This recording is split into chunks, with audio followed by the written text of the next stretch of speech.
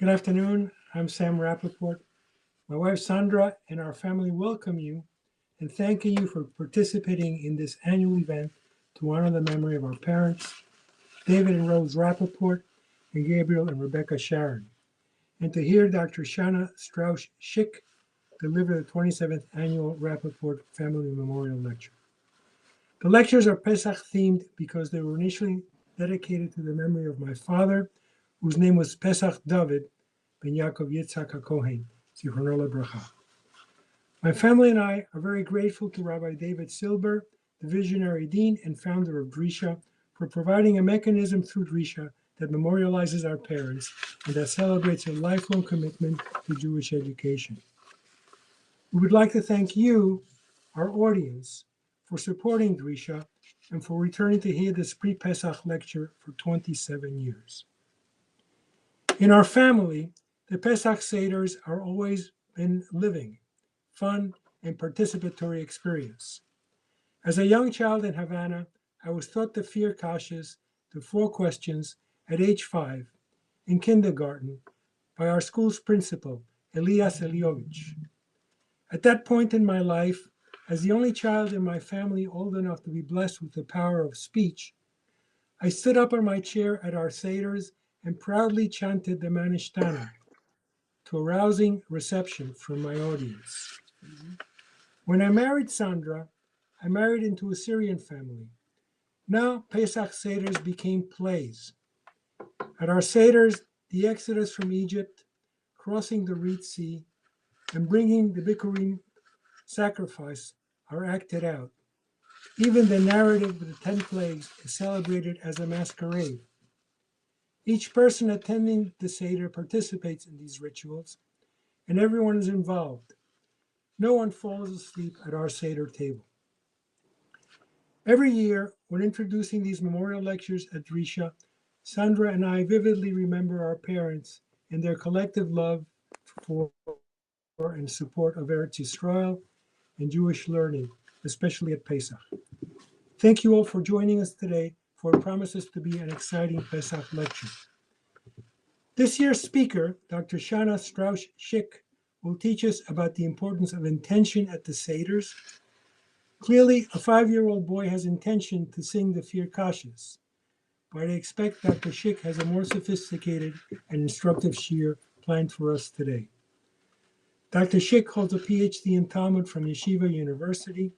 She's a lecturer in rabbinic lecture at Bar Ilan University and teaches Talmud and Halacha at Drisha. Her first book is entitled Intention in Talmudic Law, Between Thought and Deed, and her upcoming book is entitled Women in Rabbinic Law and Narrative, Vying Currents in Babylonian and Palestinian Texts. Please welcome Dr. Shana Strauch Schick. The title of today's lecture is Living the Seder, the Role of Intention in the Seder Mitzvot. Thank you to the Drisha Institute and to the Rapoport family for inviting me to give the Rapoport Memorial Lecture. It really is a true privilege to be part of this series and to learn together with all of you today or tonight, depending on where you are. And may your parents, Nishamot, have aliyot, and thank you for telling us about them and their real love for Torah and a Pesach. So today, I want to take you on a journey through what I think is a fascinating Talmudic debate, one that begins with a very practical and a simple question about the Passover Seder, which opens up into one of the fundamental questions in Jewish religious life. And that is, when we perform a ritual, what exactly makes it meaningful? Is it the conscious intention we bring to it, what the rabbis call kavana, or is the act itself performed in the right way, at the right time, sufficient, even without a full conscious focus? And this question matters far beyond the Seder table. It touches on a prayer, on communal practice, on what it means to live as a religious Jew in the modern world, where attention is constantly pulled in many directions, or I guess with the advent of screens, really one direction. You might be saying Shema, and while your mind is 3 steps ahead. You might be sitting at the Seder while half thinking about your guests or the big mess to clean up at the end. Does that undermine what you do? Or is there something in the very act of coming, of doing the thing that carries its own weight and meaning? And if that's a true, what exactly is the role of our actions in shaping Jewish identity today? So we're going to see today or tonight that the rabbis throughout history have wrestled with precisely this question. And we're going to follow their debate step by step from the Mishnah to both Talmuds through the great medieval and early modern authorities, which is going to give us an answer I find both surprising and also deeply meaningful. So I want to just briefly map out where we are going today. So we are going to move in 3 steps. First, we'll see what the Mishnah, the foundational text of Jewish law, says about intention when performing specific mitzvot. We'll see that its position is clear and consistent. Then we're going to see a dramatic shift in the Babylonian Talmud, driven by a prominent 4th century rabbi named Rava, whose inference from a ruling about eating a matzah under duress leads him to a striking principle that will shake up everything that we know. And then the third, which is the heart of the lecture, will return to the Seder, and we'll see a Mishnah in Tractate Pesachim about the double portion of maror, the bitter herbs. And we'll end with what I think is a truly beautiful insight from the Yerushalmi, the Talmud from the land of Israel, about what intention truly means in the context of ritual performance.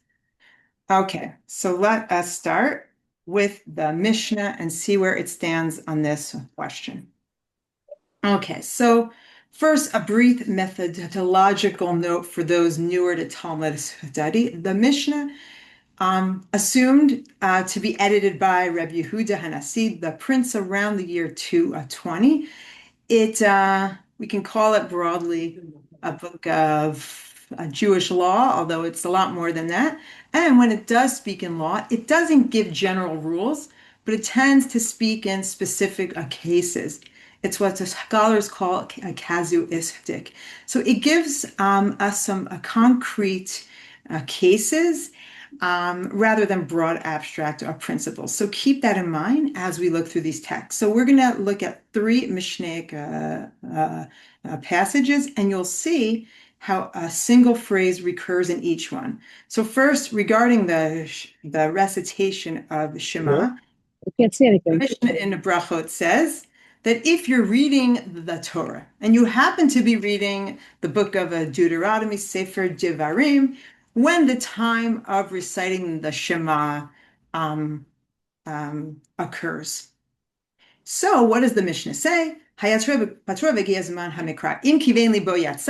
you direct your heart, if you fulfill your obligation, yatsa. But if you do not direct your heart, you do not fulfill the obligation.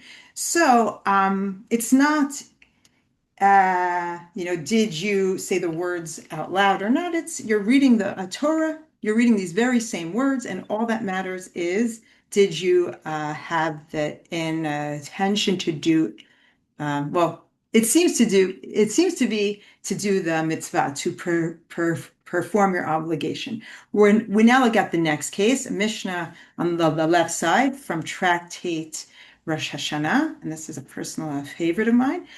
This is about a person who is walking past a synagogue, and it happens to be Rosh Hashanah. So someone is walking over achar beit hakneset, or she'al beito samuch beit hakneset. You're passing behind a synagogue, or you're standing near the synagogue, and you hear the sound of the shofar blowing, and it's Rosh Hashanah. So once again, it's not the action, it's did you direct your heart? In kivein libo yatsa, im lav lo yatsa. So that is what determines whether you fulfill your obligation, whether you directed your heart or not. And closer to the time of year we were just in, if someone is reading Megillat Esther, and it's a Purim. So once again, the question is, do you fulfill your obligation to read the book of Esther on a Purim if you're just reading it? So Haya Kutzva, you are a scribe and you're writing out the book, Dorsha, or you are expounding it, Umagiha, or you are correcting the text. Once again, it's what was your intent? Im kiven libo yatsa, vim lav lo yatsa. If you direct your heart, fulfill your obligation. If not, you do not fulfill your obligation. So do you see a pattern here? We have three separate mitzvot, the Shema, the Shofar, the Megillah. And in each case, we find the exact same formulation. Im kiven libo yatsa. If he directed his heart, he fulfilled the obligation. Vim lav lo yatsa. If not, he did not fulfill his obligation. So this phrase, kiven libo, which literally means direct heart, his heart, is the key term. Now later on, we're going to see how later rabbis understood this. But for now, at a minimum, the plain sense of the Mishnah seems to indicate that it means the intent to fulfill the obligation, to be consciously doing this act as a mitzvah for the purpose of fulfilling your religious duty. Now, here is the question that the Mishnah leaves open. It only speaks about these three specific cases. So is this a unique rule to these specific scenarios, or can we extract a general rule from these three cases? The Mishnah never says all mitzvot require inattention. It gives us these three specific cases. So that's something the Mishnah does not answer. And that question will turn out to be central to everything that follows. So we now turn to the Bavli's discussion of this Mishnah. Here we go. And now I learned how to do animation. Okay, so we now enter the Babylonian Talmud, the Bavli, and we are going to encounter a really significant moment in this whole debate. We're in Tractate Rosh Hashanah, and we meet Rava. Once again, he's a fourth generation, fourth century Amora, a Talmudic sage from Babylonia, and he's one of the really towering figures in the Bavli. He appears more than any other sage there. So this Gemara begins with a legal ruling that was sent to a very early Amora, a very early Talmudic sage, the father of Shmuel, of the first generation. And what does it say? There we go. Kifa'ul v'achal matzah yatsa. So this ruling was sent to the father of Shmuel, which says that if one was forced by others to eat matzah, now according to the fifth generation sage Rav Ashi, it was Persians who forced the Jew to eat matzah. So they're forced to eat matzah on a Pesach. He has fulfilled his obligation.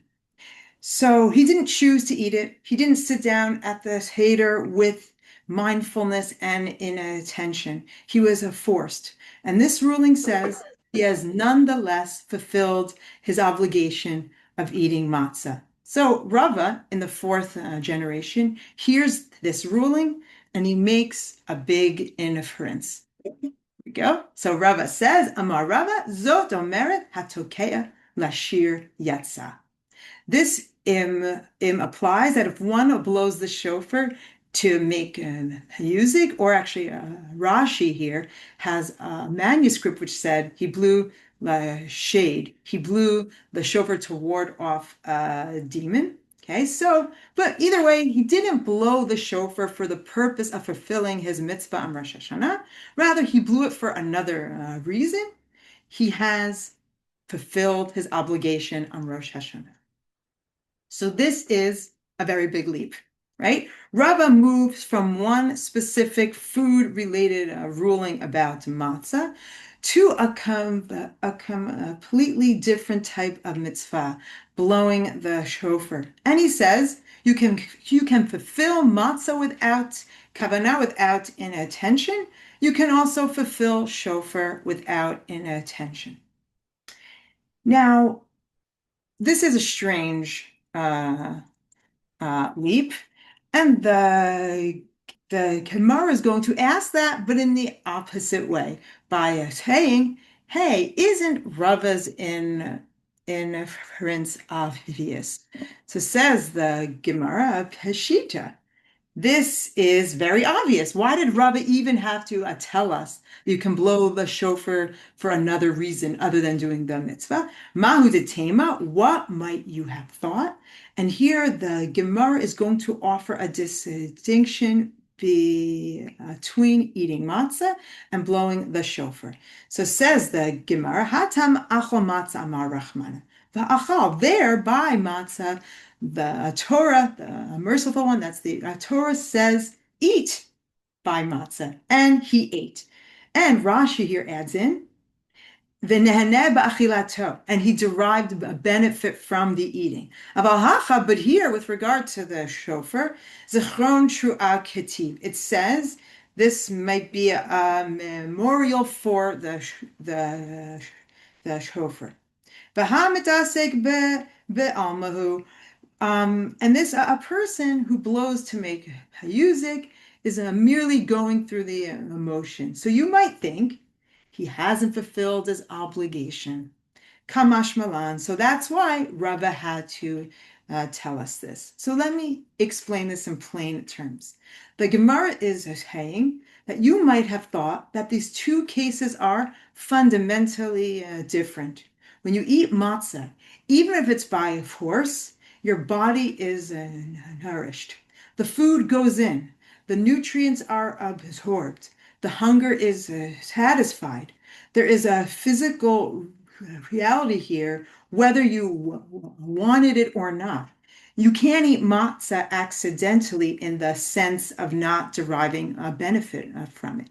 Eating always does something to you, whether you want it or not. But blowing the shofar could be different. The text says, it says, zichron tru'ah, a remembrance of blasting, which suggests a conscious and intentional act of hearing or producing a meaningful sound. If you're just playing the shofar to make a song with no thought of Rosh Hashanah or the mitzvah at all, maybe that's not considered a zikaron. It's not a remembrance. Maybe that's just noise. So says Rava, no. Even in the case of sounding the shofar, it accounts. And based on this, the Gemara now draws a broad, sweeping conclusion. Alma kasava Rava, mitzvot ein tzrichot kavana. This indicates that Rava holds that mitzvot do not require inattention.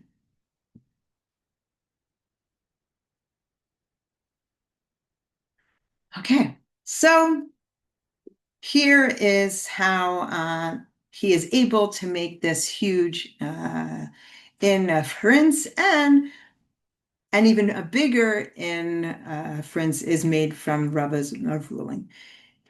Now, is this the end of the story? Well, since it's the Bavli, obviously not. And in fact, already right after this, there's a pushback, both by Rava's older contemporary Abaye and by the anonymous Gemara, the anonymous voice of the Bavli. Both challenge Rava, or this general rule based on the Mishnayot that we saw earlier, and as well as others would state the opposite straight out, that you need inattention to perform specific mitzvot. Each time, however, the contradiction is resolved by basically reinterpreting the Mishnah to fit with Rava's rule. So let's just look at one of these examples. So it brings the Mishnah we saw with regard to hearing the shofar, the very Mishnah that this text is on. One is passing by a synagogue or lives by a synagogue. By the way, that's why this Mishnah is close to my heart. I live right near a synagogue, and when I gave birth to my son, a few weeks later, I was able to hear the shofar from my bedroom. So we're thinking, okay, this works according to the Mishnah. So anyways, the Mishnah says straight out here, if you kivein libo, direct your heart, you fulfill the obligation. If not, you do not fulfill the obligation. So this directly contradicts not only the general rule derived from Rava, but also what Rava says himself. One who blows the shofar to make music fulfills the obligation. How could he say that when the Mishnah says the opposite? So says, and that's what the Gemara asks, is the nis lishmoa? Says the Gemara, so lo lishmoa. So what is the kavanah here referred to? Says the Gemara, it's to hear it. It's that's what the kivein libo means in the Mishnah. But ask the Mishnah, how can you say you only fulfill it if you had kavanah to hear it? Hashama, he did hear it. That's the very case of the Mishnah. Someone's walking past the shul, v'shama kol shofar, and he hears it. And then it says, if he directs his heart, he fulfills the obligation. If not, he does not. So obviously, im kivein libo, if he directs his heart, has to be more than just in intent to hear it being blown. It needs to be more than that. So how could you say it just means kavanah to hear the shofar? Answers the Gemara, Savor chamor ba'almahu. He thought it was just a donkey, a brain. So in case it isn't clear, I have a picture of a donkey, a brain, and I feel like you can even hear the donkey brain from that picture. So what's the case of the Mishnah? A person is walking past a shul and hears it. What does he hear? According to the Bavli, he thinks he hears a donkey, a brain. So what does it mean? Im kivein libo yatsa v'mla lo yatsa. If he directs his heart, he fulfills the obligation. If not, he does not. If he directs his heart, it's to hear a shofar and not a donkey, a brain. So it's a very minimal amount of kavanah that the Mishnah reacquires, and now we can uphold Rava's rule. Mitzvot do not require inattention, and when the Mishnah says to have intent, that means a minimal amount to just know that the act that's being done is the act that you have to do for a mitzvah, but not in order to do the mitzvah. You have to at least know it's the sound of a shofar as opposed to the sound of a donkey, a brain. But if you walked past a shul and thought it was a donkey, then you would not fulfill the mitzvah. So that is how the Bavli manages to uphold a Rava. And so it really seems when you read this, a Bavli, and it does with a few cases, really reinterprets Mishnayot to accord with Rava, you would think that, well, we must hold like Rava. However, despite the great pains that the Bavli takes to uphold Rava's rule, most of the major post-Talmudic authorities push back against Rava. Now, how they do and on what grounds is what's really going to get interesting, and that brings us to the role of the medieval commentators known as the Rishonim. So let's go to our next slide. So when we go to most of the medieval Rishonim, we see that the majority view is actually against Rava and therefore against the clear maskana, the conclusion of the Bavli. And most of the Rishonim hold that you do need a kavanah when performing a mitzvah. So let's look at the Rambam, the Maimonides, the great 12th century Spanish-born Egyptian emigre codifier, who's also one, a highly influential halachic authority. So he rules in three different places. And these rulings might look a little contradictory at first. So first, regarding the shofar, he holds if you are just nedasek, if you're just blowing the shofar on Rosh Hashanah without any intent to fulfill the mitzvah, lo yatsa, you do not fulfill your obligation. He also says this with regard to the recitation of Shema, and that's in his laws of Kriyat Shema 2:1. You have it in the sources. However, when it comes to matzah, he writes, Achol matzah below kavanah. If one ate matzah without an intention, kegon shansuhu goyim, like a non-Jew compelled him to eat, yatsa, he fulfills his obligation. So on the one hand, the Rambam requires a kavanah for shofar and a kriyat shema, but not for matzah. How is that not contradictory? So an answer is given by the Magen of Avraham, Reb Abraham Abel Agamoner, a 17th century Polish authority who wrote a commentary on the Shulchan Aruch. And he explains like what we saw in the Bavli, which is avagav de mitzvot tzricho kavana, even though mitzvot do require intention. When it comes to matters of eating, it's different. Sharei achal v'neheneh bekach. It's like what we saw Rashi write. Because you ate, you derive physical benefit from it. So therefore, even if you are eating this matzah because someone's putting it in your mouth and you don't want it, you're like, I don't want to do my mitzvah, I don't want to fulfill the obligation to eat matzah on Pesach, you fulfill your obligation, whether you want to or not. So we see this Magen Avraham follows Rashi. Now he's not saying that matzah per se is an exception to the inattention rule. He's saying that for eating, the whole inattention requirement works differently because the physical act of eating already is a form of engagement. You cannot be wholly passive when eating. Your body participates, benefits, and responds. That physical engagement is itself a kind of built-in inattention. And this is confirmed by looking at how Rabbi Yosef Karo in his Shulchan Aruch, the authoritative code of Jewish law, rules across the board. So he writes, "V'chein hatzokeh l'shorer v'lo nitzkaven l'tkiyat mitzvah lo yatsa." So once again, if you blow the shofar to make a mitzvah, to make a music, and you don't intend to perform your obligation Rosh Hashanah, you don't fulfill the obligation. But again, like the Rambam regarding matzah, he writes, Achal matzah below kavanah, you eat matzah without any intention.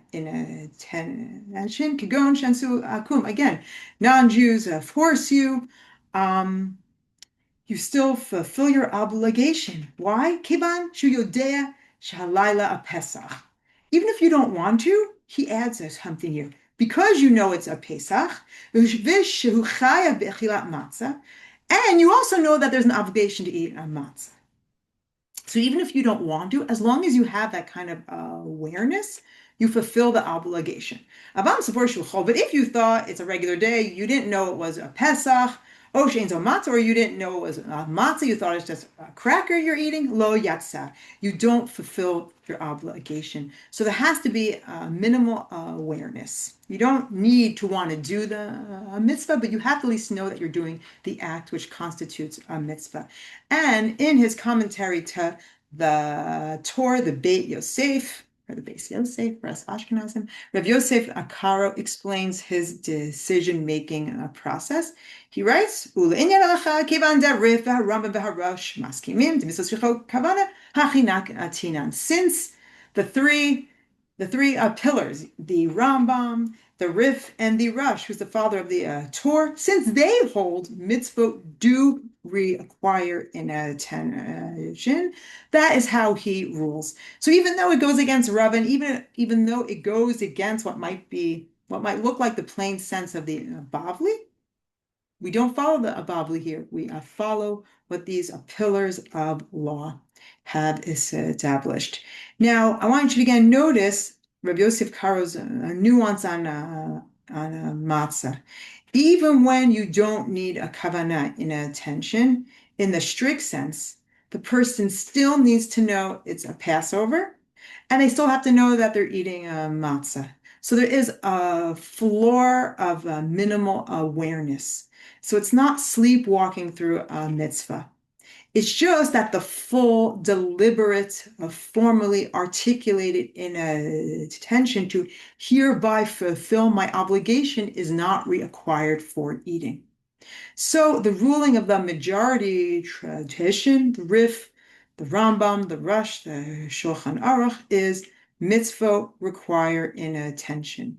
Matzah is not a counter-example to that rule. It's a special case that reveals something about the nature of eating as an inherently engaged act.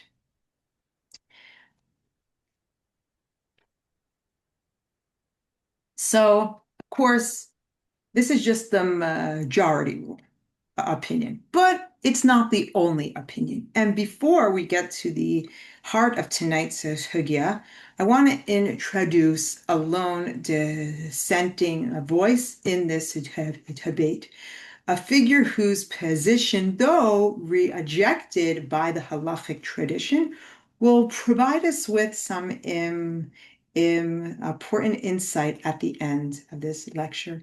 So this is the view of Reb Zerachia Halevi, the Baal HaMeor, who lived from around 1115 to 1185. He's from Girona in Catalonia, and he is a Talmudic commentator who generally follows the straightforward meaning of a Talmudic sugya. Now, his work, the Sefer HaMeor, is a critical commentary on the Rif, which he actually began writing at the age of 19. Yes, you heard me correctly, 19 years old. And it's pretty bold for a 19-year-old to take on the Rif. That's what he did, and it's not surprising that his boldness drew criticism from some major scholars, such as the Ravid and the Ramban Nachmanides, both of whom wrote a defense of the Rif against Reb Zerachia Halevi.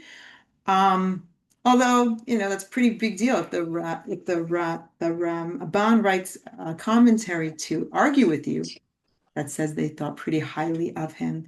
And I need to say that it's very close to my heart also to talk about the Baal HaMeor, and as we'll see, the Nachmanides Milchamot Hashem, his counter to the Baal HaMeor, because my Rabbi Moshe Khan, who taught at Adrisha for many, many years, Zichranu Livracha, he always chose a sugya, or he often tried to choose a sugya based on those which had a debate between the Baal HaMeor and the Milchamot Hashem by the Ramban. So in our case, the Baal HaMeor, he reads the sugya in a very straightforward way, and that is, Rava is right. Follow the plain flow of the text, and you will arrive at Rava's position. I'll just give you the first line, but you have the whole thing in the sources. Lefum sugya de shamata mitchavra kirava. According to the flow of the Talmudic discussion here, it's very clear that it's like Rava. De Amar, let's say, lo bai kavana, who said that to fulfill your obligation, you do not require inattention. And then he will go on to argue that Rebbe Zera, who appears at the end of this Sugya, who's actually earlier than Rebbe from the third generation, who does require inattention. He does not represent the law. He's earlier than Rebbe, and we follow Rebbe because we almost always follow Rebbe, right? Rebbe is the one who often establishes the law, except for those 6 cases where we follow Abaye. Now, as is often the case, Nachmanides directly challenges this in his work known very aptly named Milchamot Hashem, the Battle of God. And he says very forcefully that the Baal HaMaor is wrong. And he says, Amar HaKotev, the author, him says, De Rava lo mechra'ah.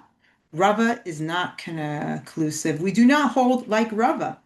And he actually says that even though the great pains the Gemara takes to resolve Rava, says that actually wasn't Rava's opinion.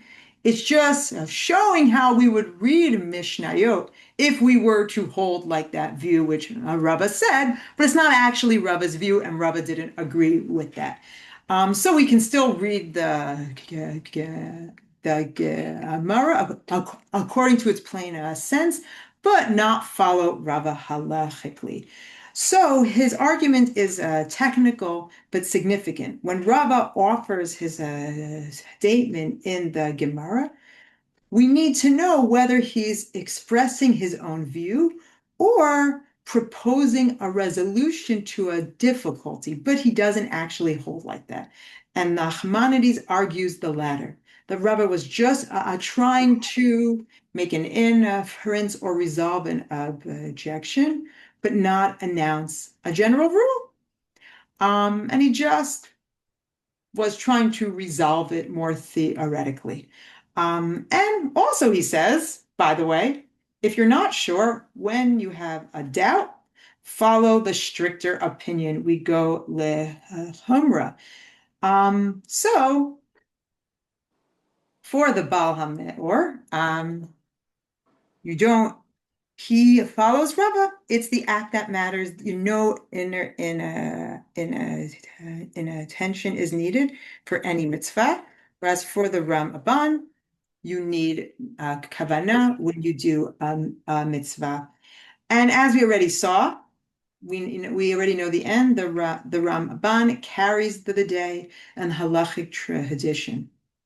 But, and I do want to hold this in mind, the Baal HaMaor's position gives us something, I think, philosophically significant, and also practically as well, as I'll get to later. That is the idea that the act itself, if done correctly, in the right context, in the right time, is enough, is complete. We're going to return to this in a sec, but first, let's go to this header. So we've been working our way through a broad debate about kavanah in general. And now I want to take us back to this header, where a question becomes much more specific. So we're in Mishnah Pesachim, chapter 10. This is a chapter which really is a blueprint for the Pesach Seder that we know today. And we're looking at the third Mishnah, which describes the structure of the meal. And we're going to see a passage that at first seems purely technical about the order of the food which is served. But as we'll see, the Talmud reads as a much more profound statement about inattention in mitzvot. So this is a very difficult Mishnah. Has a lot of textual problems, so we're going to have to gloss over that for now. I'll just get to the bottom line of the Mishnah. So it says, Heviu lifanav, they bring before him, unclear what that is, but most say they bring the vegetables, and mithabel bechazeret, he dips with chazeret, which is lettuce, until he reaches the course that this generally means the food that accompanies the bread. Then heviu lefanav matzah v'chazer v'charoset. They bring before him matzah, chazer, again lettuce, and charoset. Even though charoset is not a mitzvah, then actually brings a view, Rabbi Lezer, Rabbi Tzadok, who holds no, it is a mitzvah. So it's a debate in the Mishnah whether it's a mitzvah to eat charoset or not. So let me explain what the Mishnah is describing. So in Roman Palestine, in the Roman world, the practice was to was to have a very prolonged or a derv course, where they'd have small dishes which would be served before the main course. We see a lot of this in the tractate Berachot. And so the Passover Seder has this. And so the meal begins with this usual vegetables with dips, which also, and it includes lettuce, which is seemingly the same lettuce we use for maror. So he eats this lettuce during the appetizer, of course, but then when the main course arrives, he's brought matzah, and once again, lettuce, and charoset. And this is the moment for the formal mitzvah of maror. So that means that the lettuce appears twice. Once during the appetizer, before the obligation of maror has technically arrived, and again alongside the matzah, when the mitzvah is formally performed. So this Mishnah doesn't explain why. It simply describes the practice.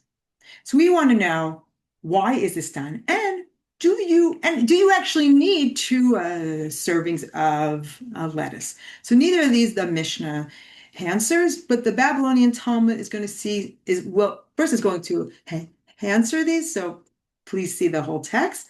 But it's also going to see something much deeper going on. And it turns this double dipping into the centerpiece of a major debate about kavanah. So let's go to the Bavli on this. There we go. So here is the heart of the sugya, and there's more to it, which you have again in your sources for those who want to see. So we have a statement attributed to Reish Lakish, who's one of the great first generation Talmudic sages from the land of Israel. He is, of course, the famous study partner of Rabbi Yochanan. And he looks at these two lettuce servings in the Mishnah. And first he says, you clearly need to have two. And he also makes an inference about it. At least it's attributed to him. And what does he say?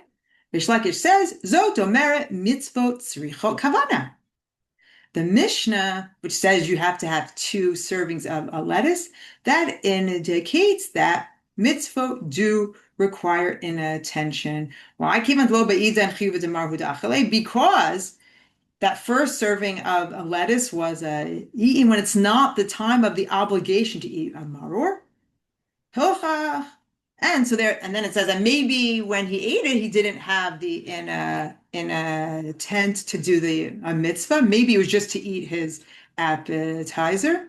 Therefore,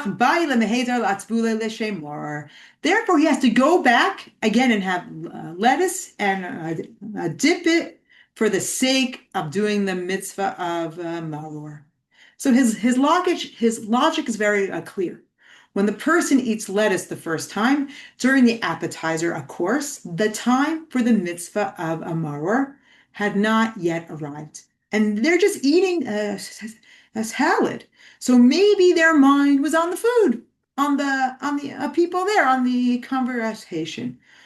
One was almost certainly not thinking, I'm hereby doing my mitzvah of eating a maror. Therefore, when the formal time for maror arrives, one has to dip and eat it again. And the second dipping is required precisely because, says Reish Lakish here, Mitzvot tzrichot kavana. Mitzvot require inattention, and the first dipping lacked it. So the logic is very beautiful. The double dipping institutionalizes the requirement for inattention. The first time was a casual eating, no mitzvah. The second time is a deliberate, intentional act. And that, he says, is why we do it twice. Or again, at least it's attributed to him here. In the Yerushalmi, it's not like this. So I just have to say that. But now, of course, because it's the Babli, it doesn't end here. And the Babli obviously doesn't just accept this in Prince, but it pushes back. And it says, well, Mimai, how do you know? How do you know that the two dippings in the Mishnah is because you have to dip with attention? Because mitzvot must be done with attention. Maybe mitzvot really do not require inattention at all. And so, and as to that which you said, so then why do I have to dip two times? There's a very good reason for why one would have to dip two times at the Seder. And why is that? To make a distinction for the children, so they'll ask questions. That's what the Seder is all about, or at least that's what so much of it is about. That maybe the two dippings of a Mishnah, of lettuce in the Mishnah, have nothing to do with a kavanah. Maybe we dip twice because it's a strange thing to do, and it's unusual enough to catch the children's attention and prompt a question.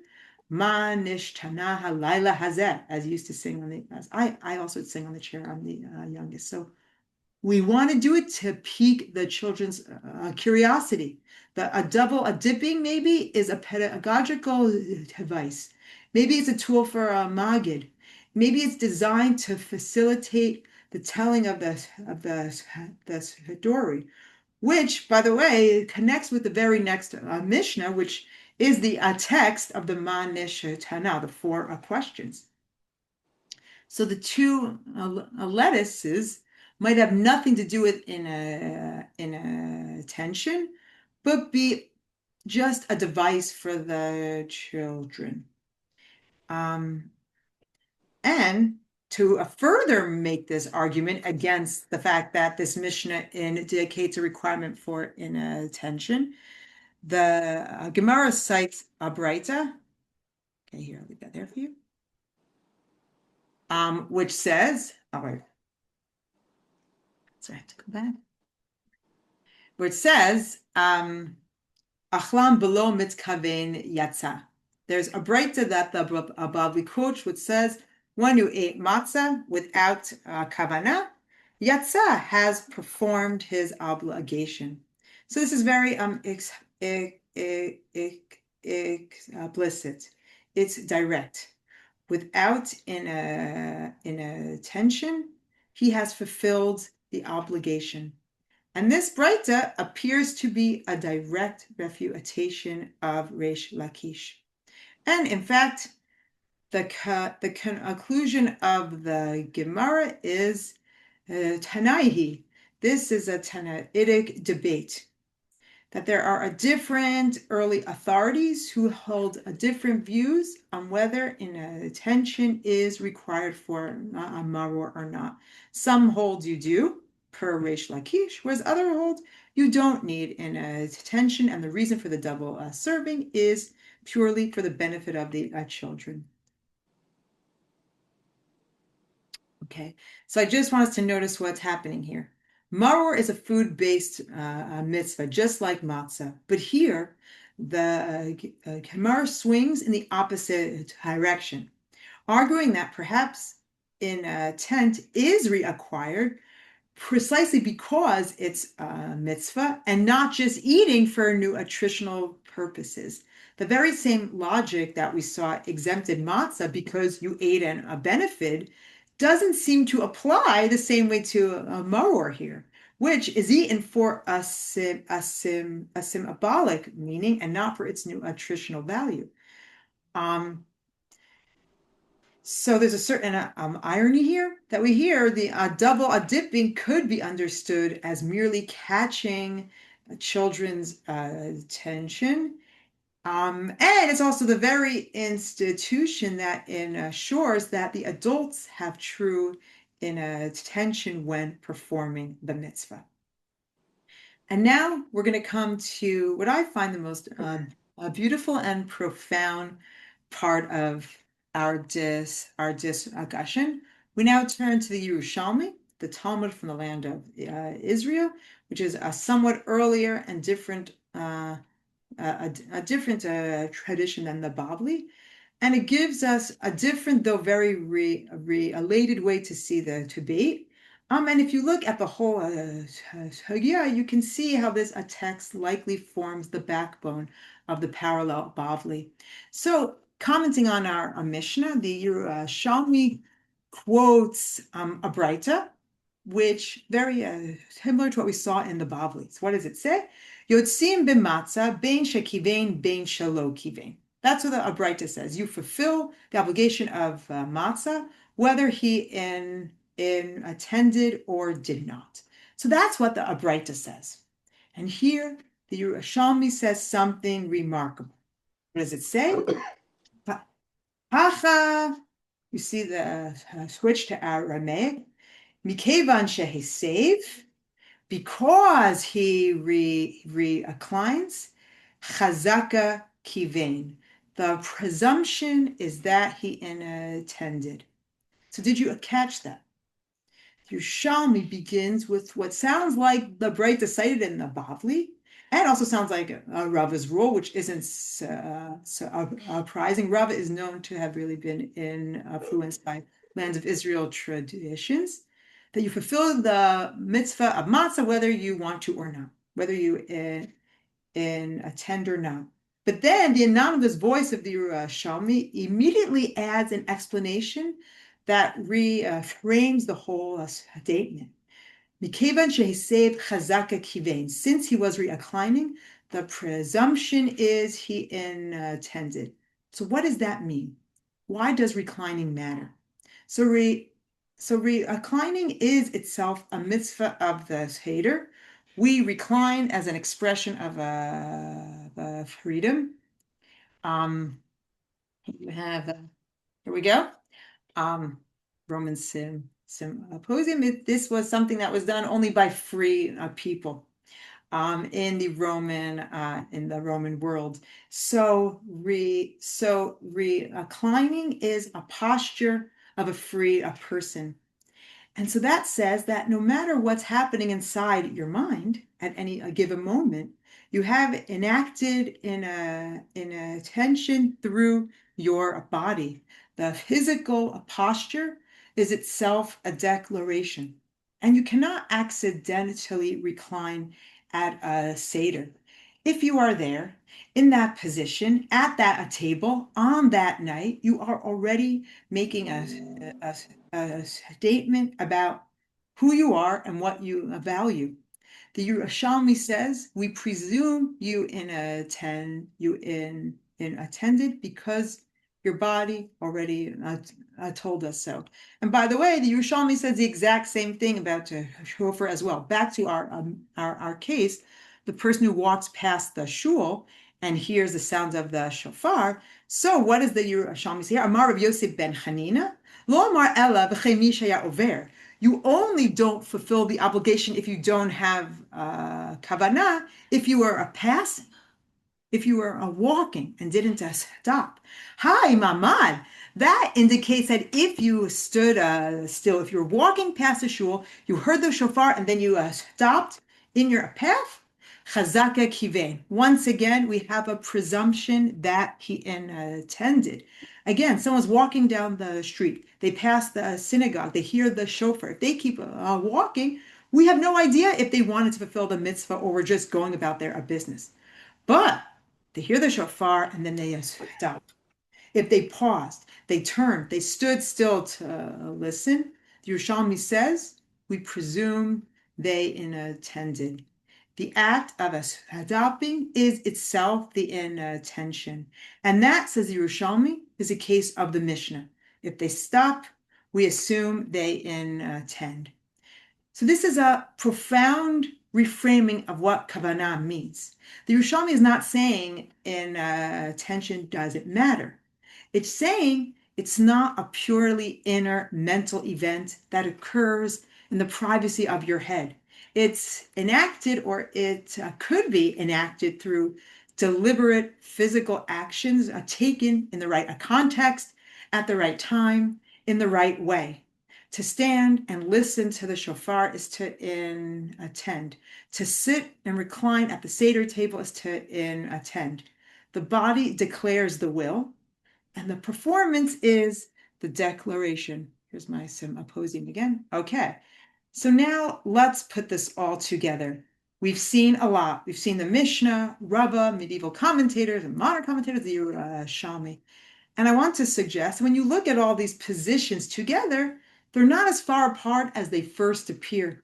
They're all grappling with the same deep truth about human experience.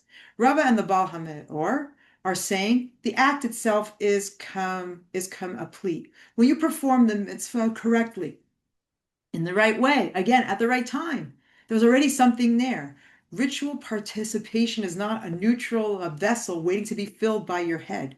It has weight and meaning in its own right. And by the way, that's something that contemporary ritual theorists have argued as well. For the Rambam, the Rif, and the Shulchan Aruch, yes, but it still matters. You need to be at some level choosing to do a mitzvah, not merely accidentally dumbling into it. Matzah eating by compulsion is valid precisely because eating is inherently engaged. And even the Shulchan Aruch requires that awareness that it's Pesach and that the food is matzah. There's a floor of consciousness. And we see the Yerushalmi, which offers a synthesis. Intention is enacted through deliberate action in the right context. It's not a purely private inner event. When you recline at the Seder, that is intention. When you stop listening to the shofar, that also is intention. The body declares the will. So all three positions are really saying the same thing from different angles. There's really no clean line between inner thoughts and outer action. Ritual is not merely a vessel for our mental attention. It shapes in attention. It also creates it, and it even enacts it as well. So to conclude here, living the Seder, what this means for us, both us in our lives and at the Seder table. And this is what I want to leave you with right now. And as we approach Pesach this year, the Seder is a total act. We come to the table, eating the foods, leaning, going through the rituals in their proper form and their proper time. This whole body, embodied participation is the declaration of what you value. The Yerushalmi's insight says it all. Since he was reclining, we presume he intended. You're a presence at the table, you're reclining, you're eating of the matzah and the maror. These are in and of themselves a statement. You are already saying, this matters to me. This is who I am. This is what I remember. And this extends far beyond the Seder. Think about tefillah, prayer. You might worry if my mind wanders, if I'm not thinking about the words, if I'm going through the emotions, what's the point? So we see tonight, or that the fact that you take time out of your day to pray to the God you believe in the community you belong to, that act itself speaks. The body enacts the will, even when your mind drifts. a communal dimension of the tefillah, the act of being a present, whether it's at one's home or in the Beit Knesset, in the synagogue of that itself is a declaration that this is something you value and want to do, and this is the community that you belong to and identify with, of people who value this as well. Rev Hai Gaon, who's quoted at the very end of the Baal HaMeor's discussion, he really says this with a very nice economy. He writes, even though one fulfills the obligation without inattention, a person should make it a habit to intend for the mitzvah, meaning it's both. The act itself suffices, and your intent enriches it.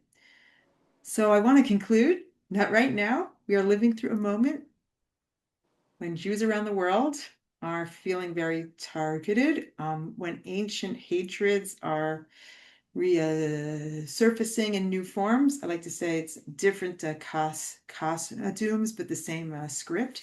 When anti-Semitism is making headlines all over. For living in Israel, like I am, you know, have a constant threat of missiles being launched at us. And so there's something very profound, maybe even a little defiant about what we've been talking about today. Because the Seder is not just a nice family tradition. It's a powerful act of collective Jewish memory and identity that exists. On a Pesach night, Jews all over the world, no matter where you are, Tel Aviv, Brooklyn, Paris, London, we all of us will sit down at the same table, eat the same foods, tell the same story, ask the same questions. We may not all agree with each other. We may have different ideas, and yet we all recline together. We eat matzah together.